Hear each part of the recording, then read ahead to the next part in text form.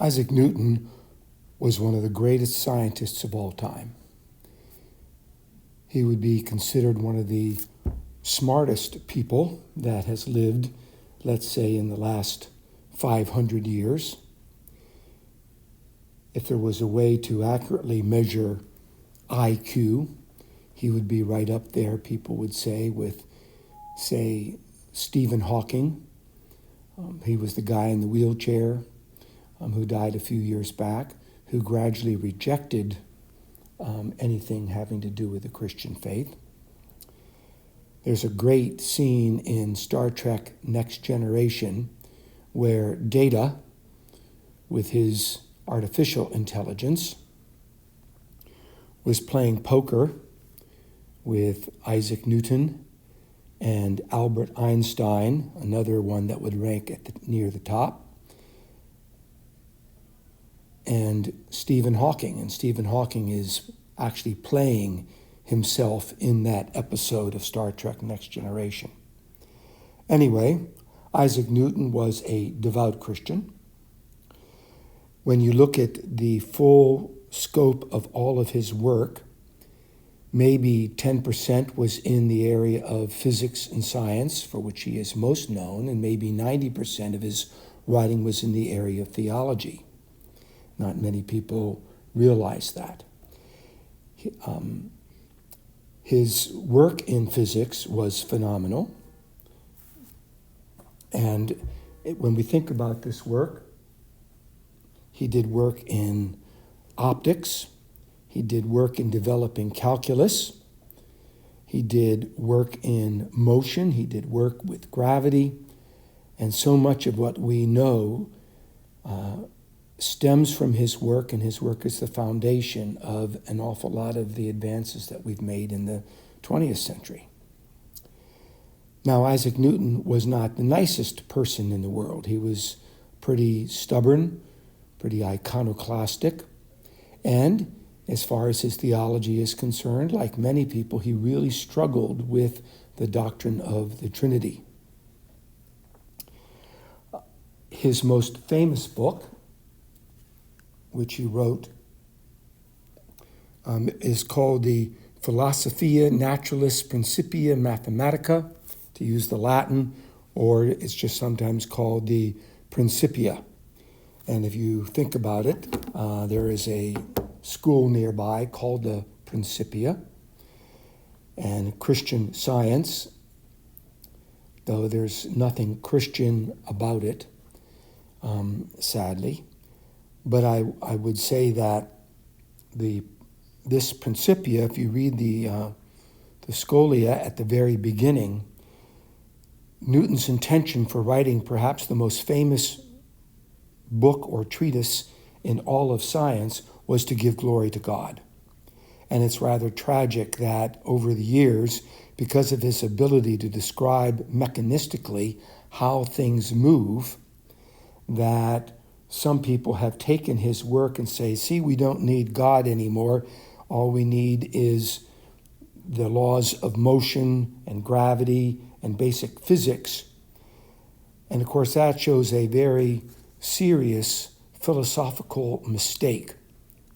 There can be multiple explanations.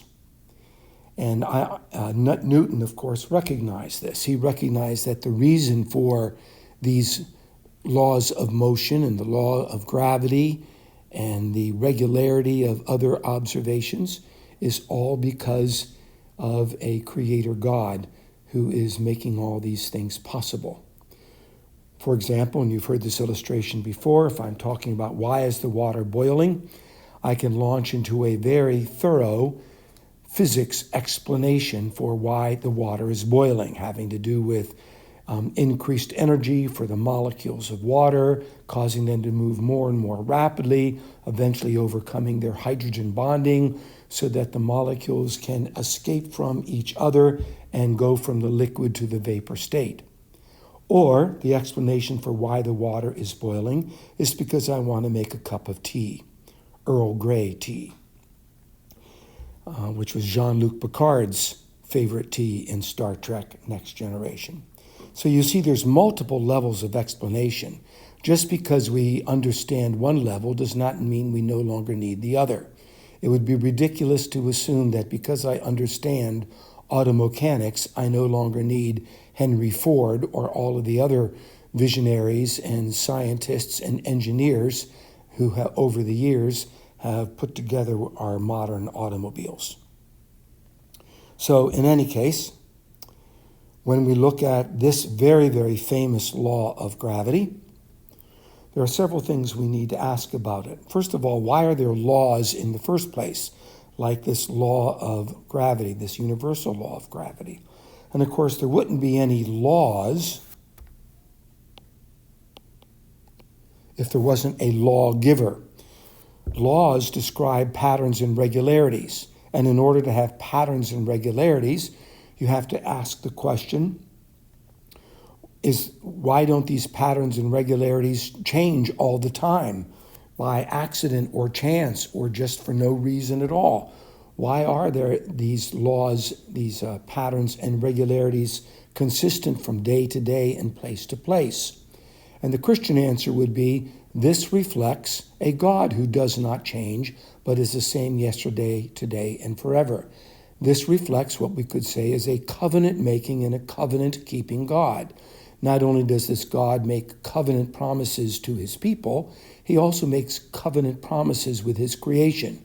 We see this in the opening chapters of Genesis, right after Noah's flood, the Genesis flood, and we also see this articulated, for example, in passages of Scripture like Isaiah chapter 33.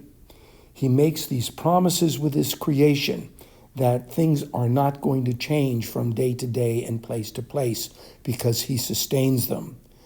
God's creative ability and God's sustaining ability are equally prerequisite or follow from an omnipotent God who loves his creation and therefore sustains it. We might also ask the question, well, why are there constants? We're going to talk about this gravitational constant in a minute. And of course, a constant assumes that there is going to be something that is constant and doesn't change. Again, this is a reflection of the Creator God. As you all know, creation reflects the Creator.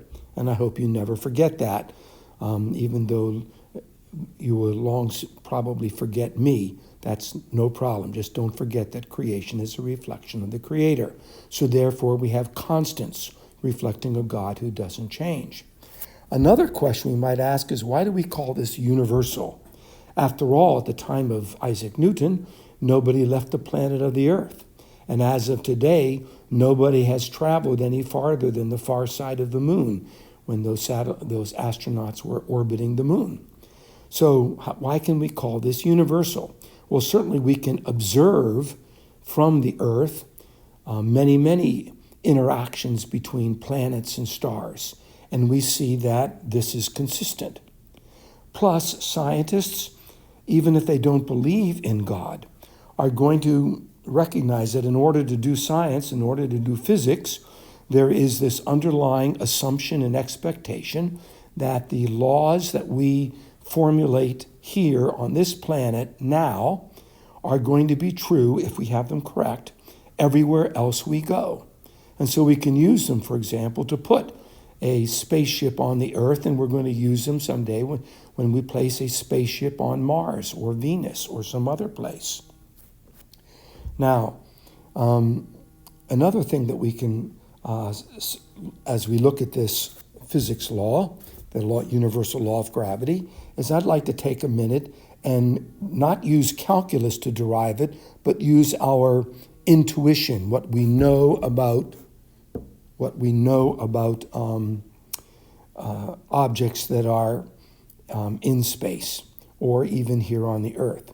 We would assume, for example, that the gravitational force would be proportional to a particular mass. If I have two masses, let's put them up here, and this is mass 1, and here's mass 2, and there's some distance between the two represented by the letter R, we would say that the force of gravitational attraction is going to depend on mass 1. the bigger mass 1, the greater will be the force of attraction.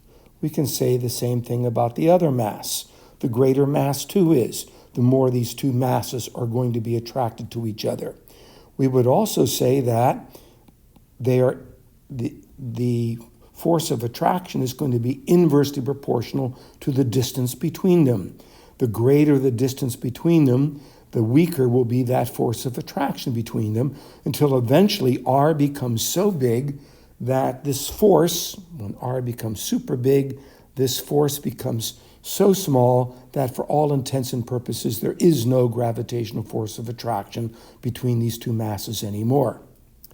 Now, at this point, we would have to do a little bit of an experiment, and that would be to investigate more thoroughly the relationship between distance and the gravitational force of attraction. And we would find out, and this is the part that's not so intuitive necessarily, that it's inversely proportional to the distance between them squared. So if I double the distance, if R is multiplied by 2, it turns out that the gravitational force of attraction is going to be 4 times less. If I triple the distance, it's going to be 9 times less. Now, to some extent, you could intuitively derive that, because if you think of a planet with a gravitational field around it at some distance r, if you're at this position outside, this gravitational field, think of a hollow sphere. And this hollow sphere is a two-dimensional surface represented by 4 pi r squared. And so you could see that it's proportional to the square if you remember anything about this imaginary sphere around the Earth. So it's an inverse square law. Now, interestingly enough, whether all of your mass of an Earth or anything else is concentrated in the middle, or if it's distributed throughout a larger body, it doesn't matter. The gravitational force exerted by a uniform sphere on a particle outside the sphere is the same as the force exerted if the entire mass of the sphere were concentrated at its center. So, for example, if I am some distance r from that object, or if I'm the same distance r from the larger object, I actually have the same gravitational pull here as I have over there, regardless of if the mass is spread out more, like in the Earth, or if it's in a highly dense area. It doesn't matter. At this point, it would be a good idea to pause and take your quick quiz. For the record, over here, take a look at some of these accelerations due to gravity at various altitudes. And we can see that when we're 1,000 feet above the surface of the Earth, G goes from 9.8 down to 7.3. And as we get farther and farther into space, 50,000 kilometers up, acceleration due to gravity is 0.13. And you can see that we're getting closer and closer to zero the farther out we go, until eventually we are in more or less a weightless situation with no acceleration due to gravity, or in a position where the acceleration due to gravity from all the objects around you, like the moon and the Earth and the sun and every place else, they all tend to cancel each other out, and then you're in you experience zero gravity, you're weightless. Now, we might ask ourselves the question, is there any way to find out what that universal constant gravity is? And I'm going to go back here because I want you to see how small it is. 10 to the minus 11th, extremely small value for this proportionality constant, which means that the gravitational field or force is actually the smallest of the known forces. The electrostatic force is much, much greater. The weak nuclear force is much, much greater. The strong nuclear force is much, much greater. And you might say, well, how come we know more about the gravitational force perhaps than these other forces? And it's only because the objects that demonstrate this gravitational force are really, really large. Those of you who are still awake at this time will recognize that the Earth is bigger than a nucleus. And the sun, for example, is bigger than an atom. So we're very much aware of this gravitational field, even though it is the wimpiest of all the forces that we know about. Now, a way to calculate what G is to do this famous experiment called the Cavendish experiment. Cavendish is an interesting person. We suspect he may have had autism because he was extraordinarily shy.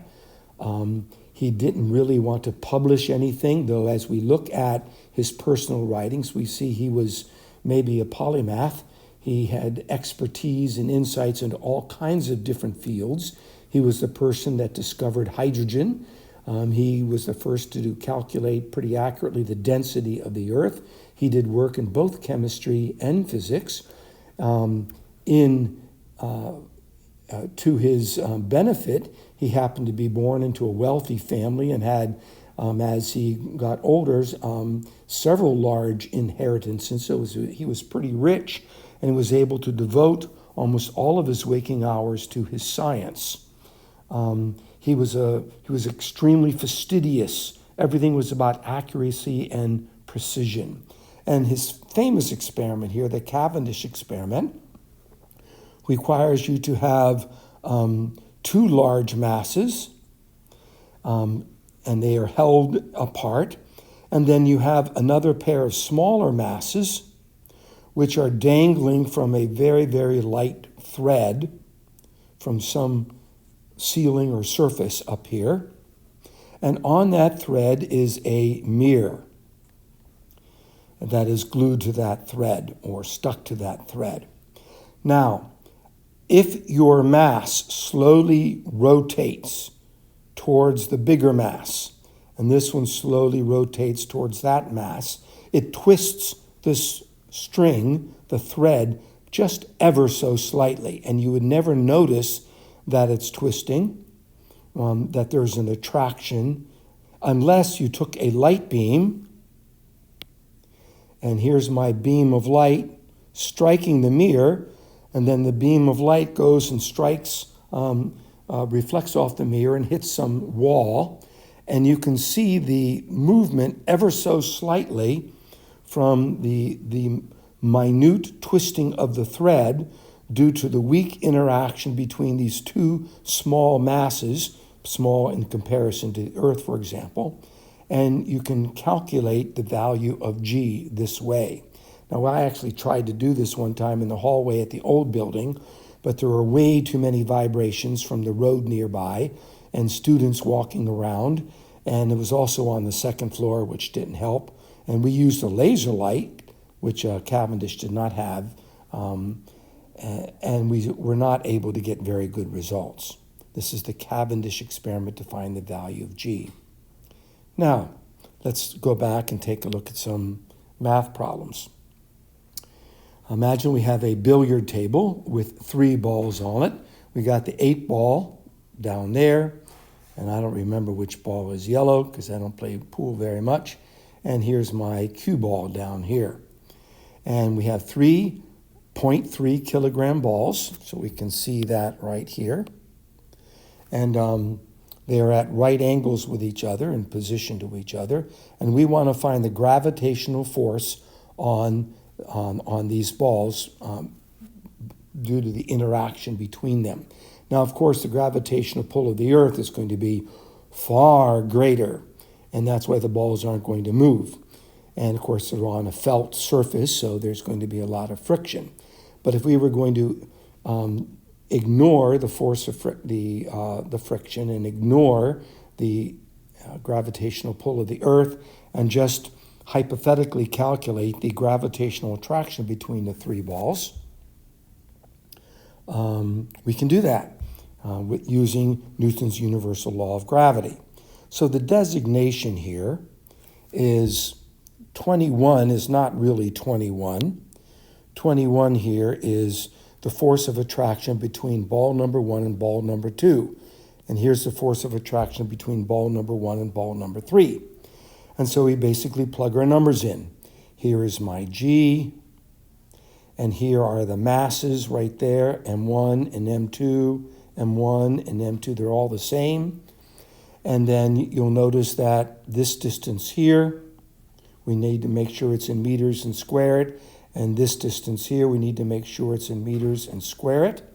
And when we solve for that, we see that the force of attraction between ball 2 and ball 1 is 3.75 times 10 to the minus 11th, which is extraordinarily small. And the gravitational force of attraction between ball 3 and ball 1 is 6.67, kind of like the 6.67 there, because 0.3 times 0.3 is 0.3 squared, and this is 0.3 squared. So this whole thing goes to 1, leaving me with 6.67 times 10 to the minus 11th. Now, therefore, we can, if we know these two forces, the force between 2 and 1 right here, and the force between 3 and 1 right here, we can calculate this force right here because we have a right triangle. So we can use the Pythagorean theorem, and we get this value right here, and then we can use tangent in order to find the angle 29.3 degrees.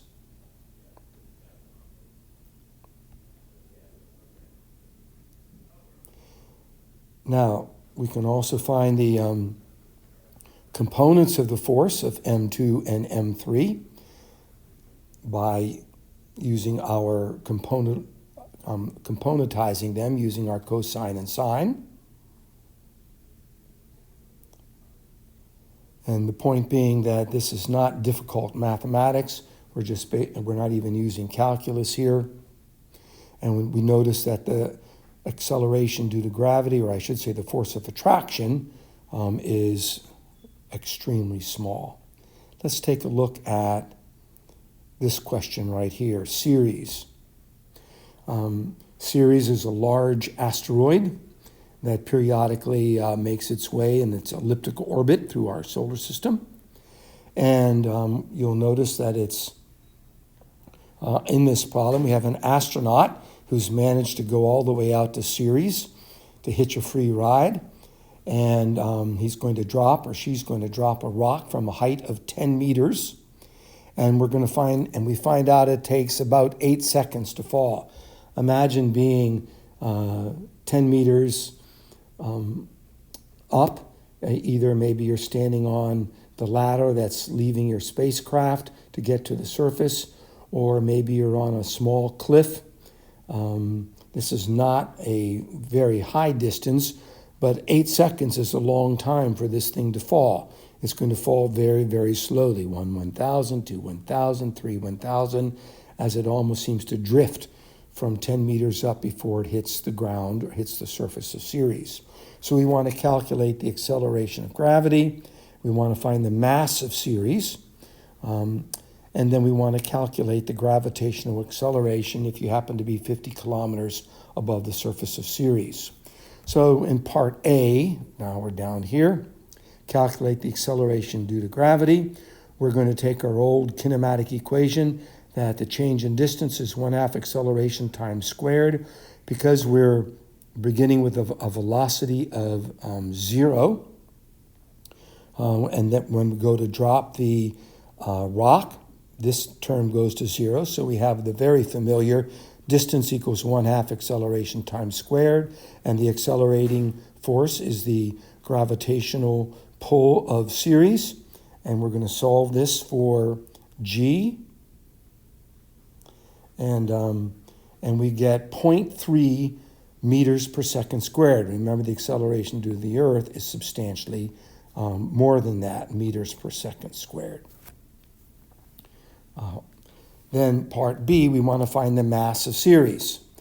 And so the mass of Ceres we're going to find is my force of weight on Ceres, which is mass times the acceleration due to gravity on series, which equals Newton's universal law, G. Here's the mass of series, here's the mass of the rock, divided by R to sub c, which squared, and this is the radius of series. And so when we go to plug the numbers in, conveniently the mass of the rock is irrelevant. That cancels out. Fortunately, we're given the radius of series up here. And you would be able to determine the radius of series from a distance through measurement. And so we're going to be solving this for the mass of series, and just plug in our numbers in, we get this.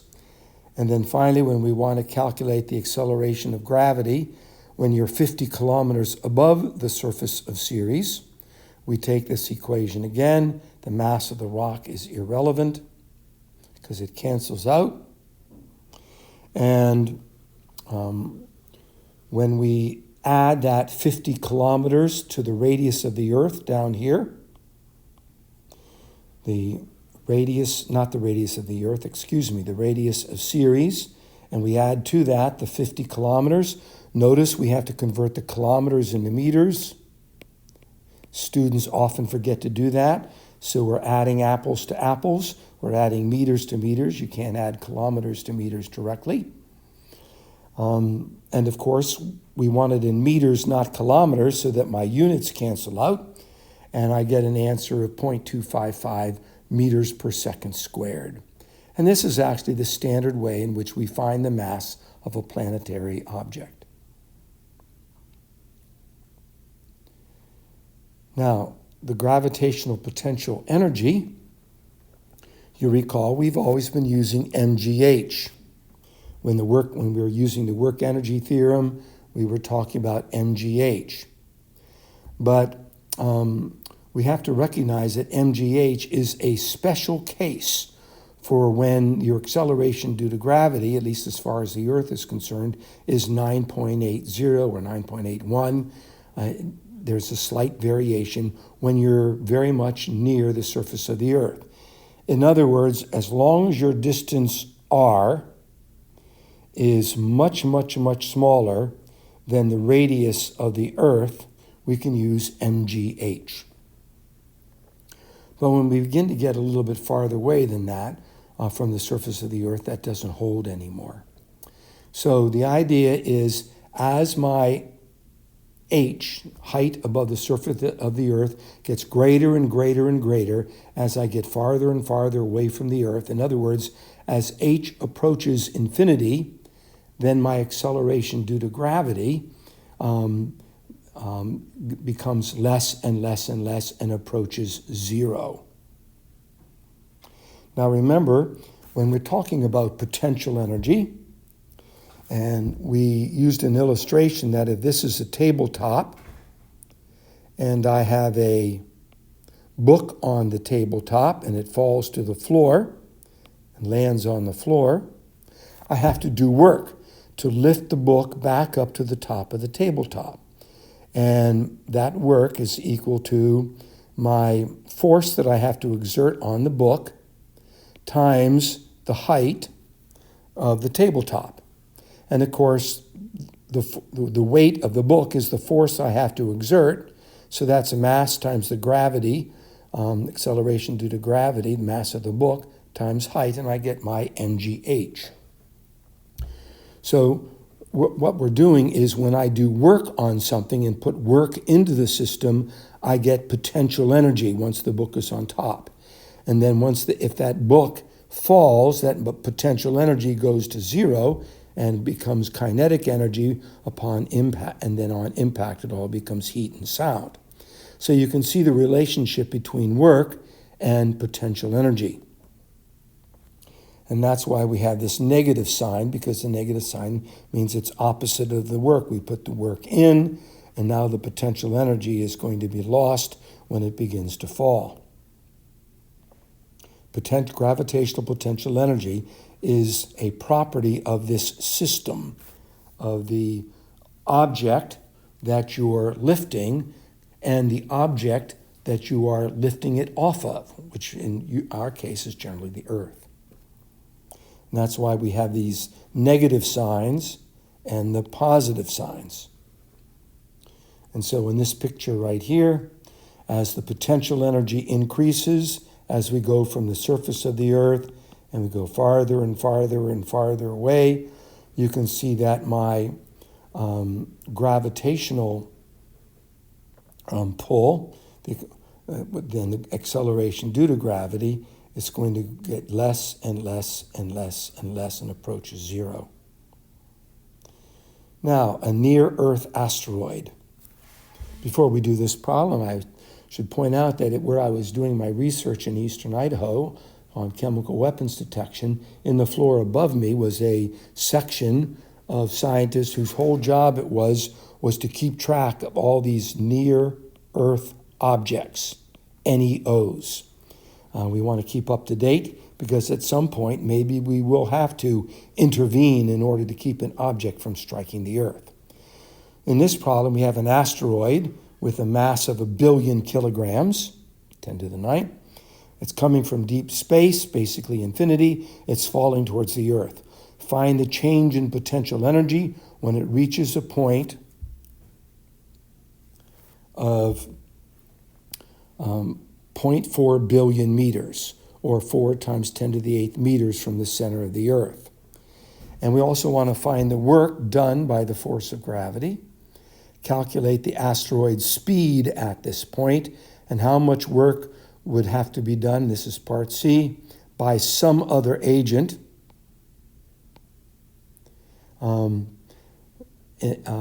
in order to reduce its speed, which means it would not fall in the same trajectory as before because it has a different speed, and therefore hopefully it would miss the Earth.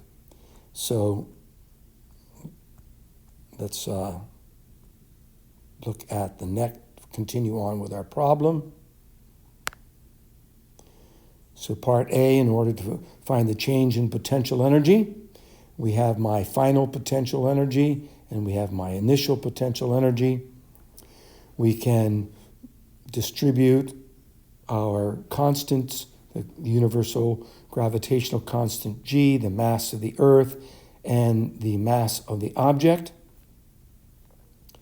And since my initial distance right here is coming from way, way out in space, 1 over that huge distance is basically 0, which greatly simplifies my math, which brings me down to this problem here. This is going to 0, this whole term, because 1 over a gigantic number is basically 0 to 3 significant digits. And we find our potential energy is this much, which means the gravitational, the work done by gravity is this much. Because when you are lifting a book off the floor, you're doing work on it, you're doing work against the gravitational field. And by the same token, when the gravity of the Earth is pulling the object towards it, that would be a negative work then. Now find the speed of the asteroid when it reaches a distance of 4 times 10 to the 8th meters. What we're going to do here is simply set my kinetic energy equal to the potential energy. And the potential energy we just calculated. So we're going to solve the equation for V and find out it's traveling 1,410 meters per second. And then find the work needed to reduce the speed to 700 meters per second, which is about half the original speed. And so once again, we have my potential energy down here, this potential energy, and now my speed is half as much, and we can see the amount of work that it would take.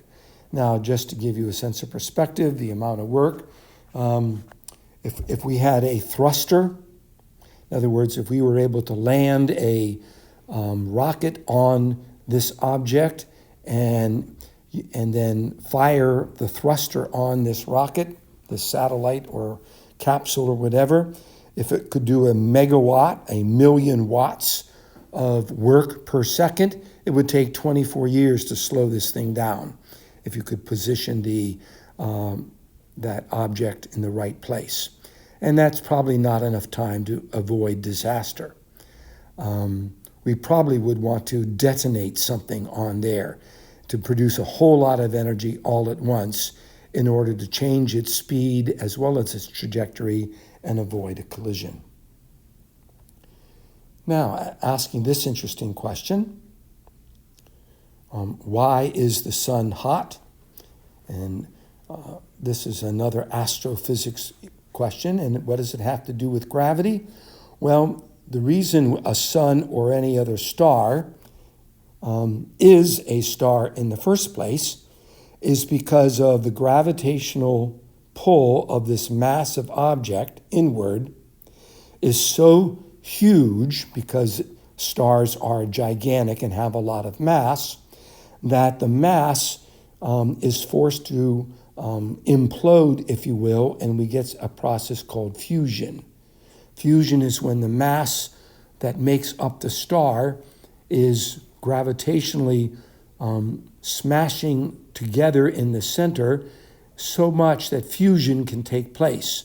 And fusion is when small atoms, like one hydrogen with its mass of 1 and another hydrogen with its mass of 1, are fused together to create helium with its mass of 2. And it releases a tremendous amount of energy, fusion energy, the energy from fusion.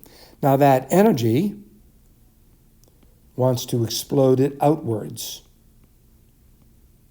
And as long as the fusion that wants to push the star apart is balanced out by the gravity pushing it in, so we could say as long as the force of fusion inward equals the force of fusion outward equals the force of gravity due to the sun inward, the star is relatively stable. But at some point, it's going to begin to run out of fuel, and the star is going to begin to collapse.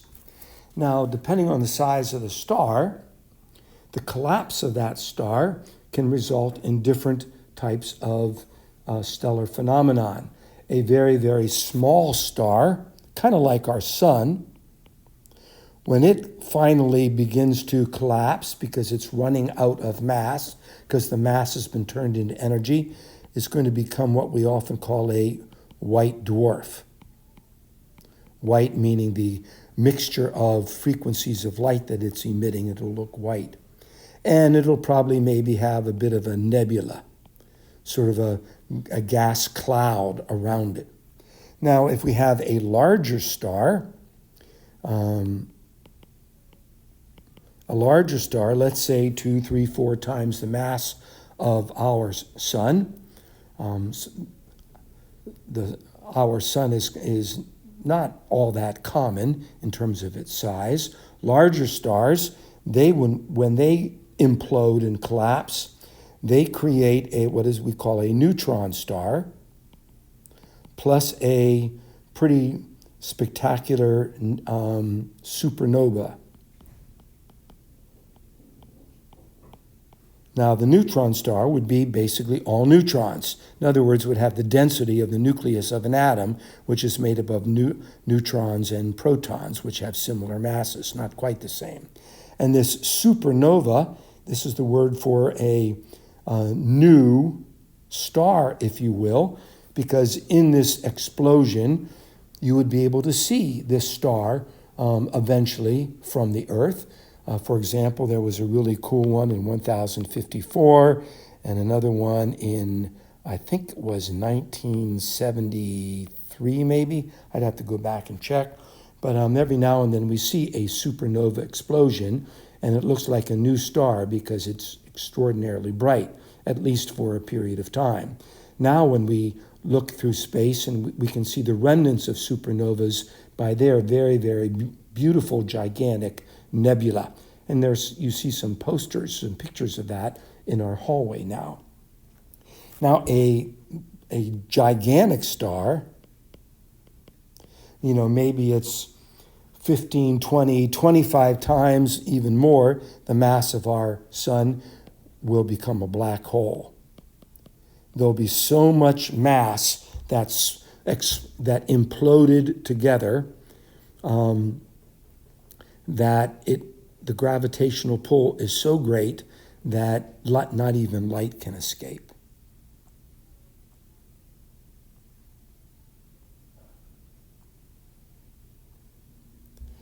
Now, at this point, I'm going to stop and we will wrap up the chapter, especially getting to Kepler's laws with the last screencast.